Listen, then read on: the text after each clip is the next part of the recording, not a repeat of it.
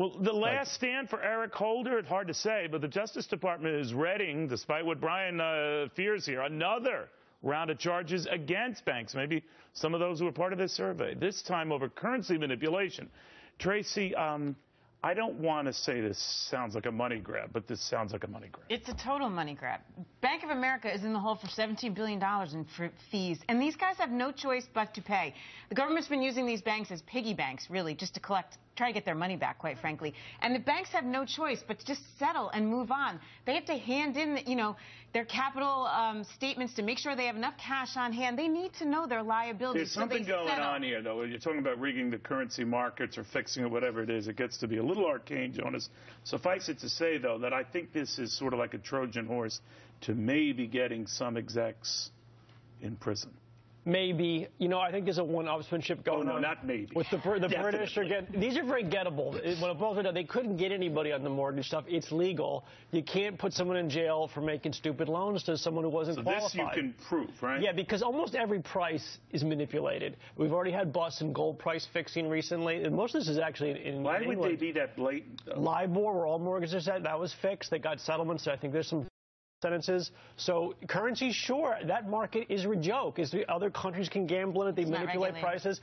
Almost every price is manipulated on Wall Street. It's just a question. So you welcome this because you're anti-bank? I don't think it actually is going to help the consumer that much. I will say, from a learning point of view, if you're a small investor at home and you're trading currencies and commodities, you are against people that are crooked and have much more money than you. Absolutely. You're not going to win the bet. I do not want to sound, Sabrina, like an apologist for banks. But I will say this. The pile-on goes on and on. That's what I am saying. And to Tracy's point, you just have to wonder what's really up here. What's the end game here? Because banks, if we're angry at them for not lending, they're probably a good many of them trying to keep the powder dry just in case something else drops on them. Right, and it's easy to get resentful towards the big Wall Street banks, but the reality is that they are, a big part of the engine of this economy.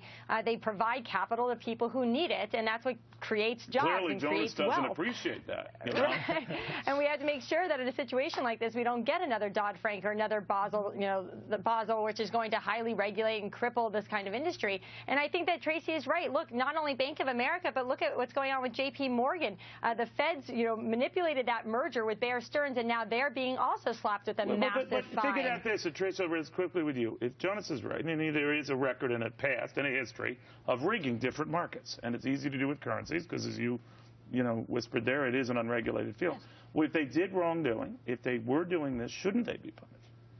Yes, but get on with it already. I mean, this is like the slow drip. Yes. They're just slowly torturing these poor banks. And look, the banks are in the business to lend money. Interest rates are so darn low, quite frankly, I wouldn't lend to you either for 30 years. Why do I want 1% when I can go get it off my... You wouldn't lend to me if I asked you for... Or Ben Bernanke. Really?